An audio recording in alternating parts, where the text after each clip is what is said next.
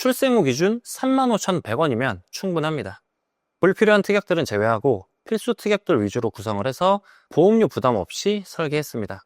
많은 예비 부모님들께서 내 아이의 첫 보험이다 보니 부족함 없이 가입을 희망하시는데요.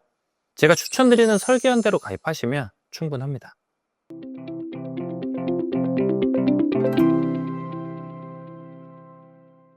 본 광고는 손해보험 광고 심의 기준을 준수하였으며 유효기간은 심의일로부터 1년입니다. 우리 아이를 위한 첫 보험인 태아보험 알아보시는 분들 많으시죠? 든든하게 가입하고 싶은데 생각보다 보험료가 너무 비싸거나 가성비 있게 구성하고 싶은데 혹시나 보장이 부족한 건 아닐까 하는 고민에 태아보험이 어렵게 느껴지실 겁니다. 태아보험은 몇 가지 핵심만 이해를 하시면 절대 어려운 보험이 아닙니다. 오늘 영상에서는 태아보험을 가입해야 하는 모든 분들이 꼭 아셔야 하는 핵심 내용만 알차게 담았는데요. 그리고 실제 추천 설계안까지 같이 보여드리도록 하겠습니다. 영상 끝까지 보시면 태아보험에 대한 감이 어느 정도는 잡히실 거라고 생각합니다. 오늘 내용에 대해 알아보기 전에 가장 먼저 태아보험에 대해 정확히 알아야 합니다. 태아보험은 말 그대로 출산 전 태아 때 가입하는 보험을 말하는데요. 이름이 태아보험이기 때문에 태아 기간에 뭔가 보장을 해주는 보험이구나 하고 생각하실 수 있지만 사실 태아보험이라는 상품은 없습니다. 기존 어린이 보험에 태아 특약을 추가한 보험을 태아보험이라고 부르는 것이죠. 실제 보장은 출생 이후부터가 시작이고 태아 시기를 직접 보장하지 않는다는 점은 정확히 아시고 준비하셔야 합니다. 보장은 출생 이후부터인데 굳이 출산 전까지 가입을 해야 할까? 목적은 크게 두 가지로 나눠볼 수 있습니다. 앞서 말씀드린 것처럼 태아보험에는 태아 시기 가입할 수 있는 태아 특약을 포함하고 있는데요. 출생 직후 발생할 수 있는 위험들, 예를 들면 신생아 질환이나 선천성 질환, 인큐베이터에 입원, 니큐에 입원과 같은 상황에 대비할 수 있는 담보가 들어가 있습니다. 그러나 이런 태아 특약은 반드시 출산 전 태아 시기에만 가입하실 수가 있습니다. 우리가 보험을 가입할 때 건강 상태와 병력을 보험사에 알려야 합니다. 이걸 고지 의무라고 하는데요. 만약 출산 이후에 아기에게 선천적인 질환이나 건강 문제가 발생할 경우 어린이 보험 가입이 제한이 되거나 보장이 제한되는 등 원하는 보장을 제대로 구성하기가 어려울 수도 있습니다. 하지만 출생 전에 태아보험으로 가입을 해두시면 이런 제한에서 상대적으로 자유롭다는 장점이 있습니다. 이 두 가지 이유 때문이라도 꼭 태아 시기에 필수로 가입을 해두셔야 하는 보험이라고 보실 수 있습니다. 태아보험 가입을 앞두고 계신 부모님들이 가장 궁금해하시는 것, 태아보험은 출생 전 태아 기간에만 가입할 수 있다는 것, 이제 모두 잘 아셨을 것 같은데요. 그렇다면 태아 기간 중에서도 보험을 가입하기 가장 적절한 시기는 언제일까요? 처음 알아보시는 분들은 출산 직전에만 가입하면 되지 않을까? 이렇게 생각하기도 하실 겁니다. 그러나 아쉽게도 그건 어렵습니다. 태아 특약 자체가 가입 시기에 제한이 있기 때문입니다. 대부분 보험사에서는 태아 특약 가입 가능한 시기를 22주까지로 정해두었습니다. 그럼 22주까지만 가입하면 되나요? 이런 질문을 하실 것 같은데요. 일부러 22주까지 늦춰서 가입하는 건 권장드리지 않고 있습니다. 보통 산모님들께서는 임신 11주 전후 1차 경화 검사를 많이 받으실 겁니다. 이때 이상소견이 발견이 되면 태아보험 가입 자체가 어려워지거나 일부 특약이 제한될 수 있기 때문에 1차 경화 검사 이전인 임신 11주 이전에 가입하시는 걸 추천드리고 있습니다. 만약 이 시기를 놓치셨다면 늦어도 16주 이전 2차 경화 검사 전에는 꼭 가입을 하시는 게 좋습니다. 이번에는 태아보험 만기 설정에 대해 알아보겠습니다. 태아보험을 가입을 할 때 크게 고민되는 부분 중 하나가 바로 만기일 텐데요. 30세, 100세 두 가지 만기 중 어느 쪽을 선택해야 될까요? 만기에 따라 각자 장단점이 있기 때문에 알아보고 더 마음에 드는 쪽을 선택을 하시면 됩니다. 30세 만기는 월 보험료의 부담이 적은 대신 보장기간이 짧고 100세 만기는 보장기간이 긴 만큼 보험료도 비싸는 특징이 있습니다. 크게 고민하지 않을 것 같지만 각자 장단점이 뚜렷해서 단순하게 선택하기가 쉽지 않습니다. 저 같은 경우에는 고객님들께 30세 만기를 추천드리고 있는데요. 이유는 세 가지로 생각해 볼 수 있는데 20년, 30년 뒤에는 지금의 보장 금액이 물가나 경제 상황에 비해서 턱없이 부족해질 수도 있습니다. 계속 새로운 치료법이나 검사법들이 나오고 있는데 지금 가입한 특약이 막상 고장이 필요할 때 활용되지 못할 수도 있습니다. 보험 상품들은 수시로 변하고 있고 지금 가입한 상품이 시간이 지나면 경쟁력이 떨어질 수도 있습니다. 또한 자녀가 성인이 되면 필요한 특약 자체가 아예 달라질 수도 있기 때문에 변화하는 상황에 맞게 새롭게 리모델링을 하는 게 훨씬 합리적일 수 있겠죠.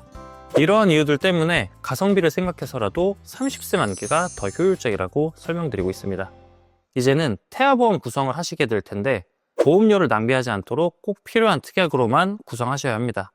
이제 만기까지 정하셨다면 실제로 어떤 특약을 구성할지 선택하셔야 하는데요. 태아보험에서 특약 구성은 가장 중요한 부분이라고 생각을 합니다. 금액 낭비를 하지 않으면서도 가성비 있게 준비하기 위해서는 어떤 특약을 구성하실지 정확히 알고 계셔야 합니다.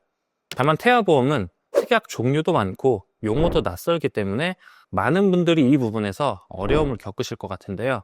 결국 이 단계에서 설계사에게 그냥 맡겨버리는 경우가 많을 수도 있습니다. 그렇게 되면 내가 원하지 않는 특약까지 구성이 돼서 보험료가 불필요하게 높아지는 경우가 발생하실 수도 있습니다. 그래서 최소한 큰 틀은 알아두셔야 설계안을 검토할 때 합리적인 판단을 하실 수 있습니다. 필수로 포함해야 할 핵심 특약들 무엇인지 실제 설계안을 보면서 하나씩 정리해 드리도록 하겠습니다. 첫 번째는 태아 특약입니다. 태아보험을 가입하는 가장 큰 이유가 바로 이 특약인데요. 먼저 선천장애 출생 담보입니다. 아이가 태어나면서 선천적인 장애를 가지고 출생할 경우 보험금이 지급됩니다. 대표적으로는 심실중격결손, 심방중격결손, 사경, 다지증, 다운증후군, 뇌성마비 등이 해당됩니다. 선천적인 질환의 리스크를 대비할 수 있는 매우 중요한 특약입니다. 이번엔 저체중아 입원 일당입니다. 출생 시에 체중이 2.5kg 이하로 태어나서 인큐베이터 치료를 받게 되고 일정 기간 입원 시에 보장을 해줍니다. 실제로 의료비 부담을 완화하는 데 유용한 특약이기 때문에 반드시 구성하시길 권장드립니다. 세 번째는 신생아 질병 입원 일당과 중환자실 담보입니다. 출생 후 1년 이내에 발생하는 입원비를 보장을 해주고 특히 신생아 집중치료실인 니큐에 입원했을 때도 별도로 보장이 됩니다. 면역력이 약한 신생아에게 꼭 필요한 특약이라고 볼 수 있습니다. 이번엔 선천 이상 수술비입니다. 보통 선천성 질환은 일반 보험에서 보장이 제한되는 경우가 많습니다. 그러나 이 특약은 선천 질환으로 수술이 필요할 때 보장이 가능합니다. 두 번째는 3대 질병 진단비입니다. 아이가 어린데 암, 뇌혈관, 심장 질환을 대비해야 할까요? 질문을 하시기도 하는데요. 실제로 소아암, 예를 들면 백혈병이라든지 신생아 뇌출혈 같은 사례들이 발생하기도 합니다. 암 진단비는 소아암까지 보장을 해주고 뇌혈관 진단비는 신생아 뇌출혈까지 포함됩니다. 그리고 허혈심장 진단비는 신생아 일과성 심근 허혈을 보장해줍니다. 이 세 가지 진단비는 가능한 최대한도로 구성하시는 걸 권장드리겠습니다. 자, 이번에는 후유장애 특약입니다. 후유장애란 질병이나 상해 사고 이후에 영구적으로 남는 장애를 의미하는데요. 일반 후유장애는 선천질환, 예를 들어서 뇌성마비나 다운증후군에 의한 장애도 보장을 해주고 상해 후유장애는 교통사고, 낙상사고 같은 외부 사고로 인한 영구 장애를 보장합니다. 가장 넓은 범위인 3%부터 100%까지 보장을 하는 가장 넓은 범위의 특약 하나만 구성하셔야 한다는 점입니다. 세분화된 하위 특약은 중복으로 지급되긴 하나 보장 범위가 좁기 때문에 추천드리지 않습니다. 네 번째는 수술비 특약입니다.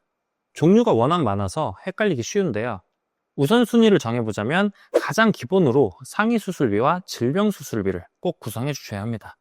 그 다음으로는 질병 1에서 6종 수술비 중에 Q코드가 붙은 담보를 구성을 해주시면 선천적 질환까지 보장을 해줍니다.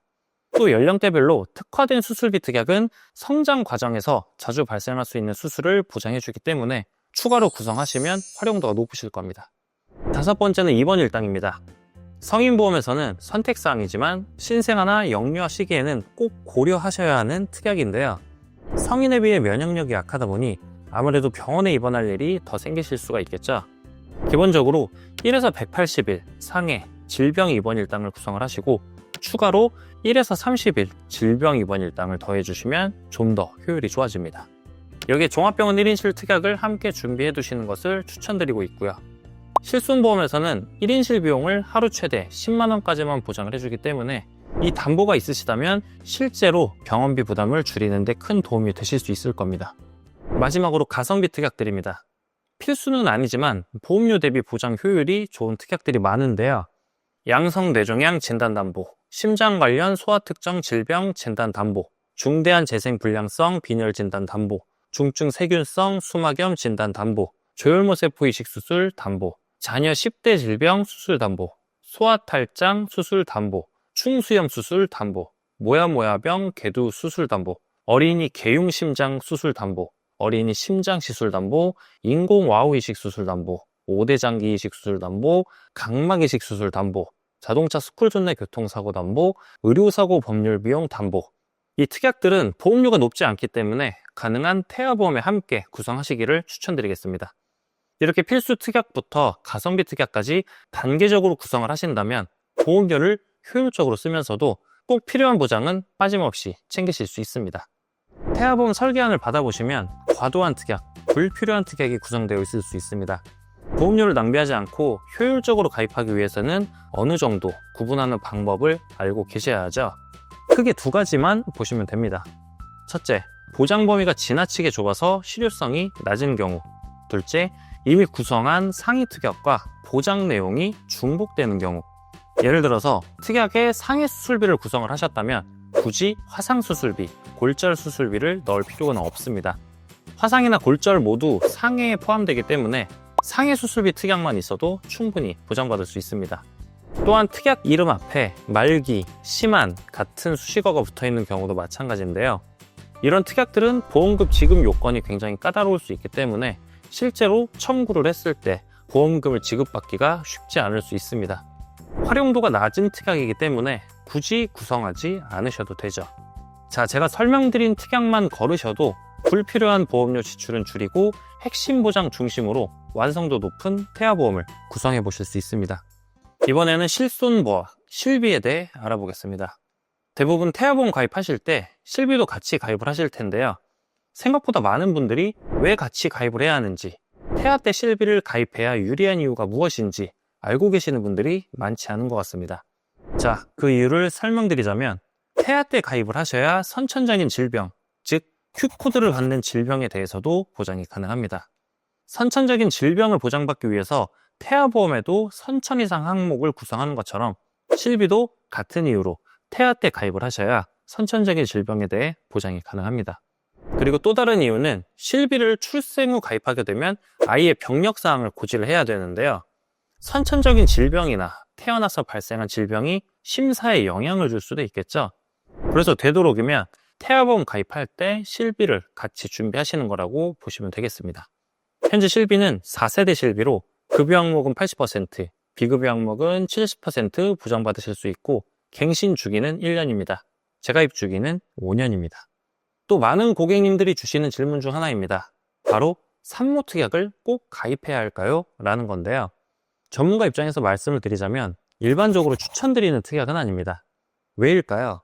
가장 많이 물어보시는 부분이 제왕절개 수술비 관련된 부분인데요. 제왕절개 수술만 하면 보장될 거라고 생각을 하시지만 실제로는 질환으로 인한 응급제왕절개 수술만 보장이 됩니다. 내가 선택으로 하는 선택 제왕절개술 같은 경우엔 보장되지 않죠. 게다가 산모 특약을 가입하시려면 산모님의 최근 5년 이내 병력, 치료 이력 모두 고지하셔야 되는데 예를 들어서 질정제 복용, 입던 약 처방 같은 가벼운 진료 이력도 전부 고지를 하셔야 됩니다. 또한 보험사에 이런 사항을 제대로 고지하지 않을 경우 추후 고지 의무 위반으로 태아보험이 강제로 해지되거나 보험금이 지급되지 않을 수도 있습니다. 상대적으로 작은 보장을 받기 위해서 큰 리스크를 떠나야 한다는 점이 크기 때문에 대부분은 추천드리지 않습니다.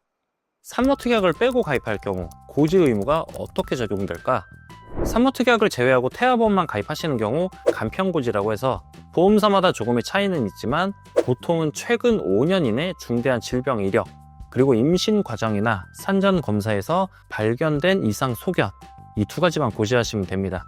또한 최근에는 보험사마다 간편고지 방식으로 운영하는 경우도 늘어서 상대적으로 완화된 조건으로 가입하실 수도 있습니다. 따라서 예전에 병원을 다녀서 가입하기 어려울 거야 싶으신 분들도 간편고지형 상품이 있으니 심사 먼저 받아보시는 것을 추천드리겠습니다. 자, 이제 태아보험의 구성에 대해서 자세히 알아보셨으니 이제는 태아보험의 실제 설계안을 확인해 보겠습니다.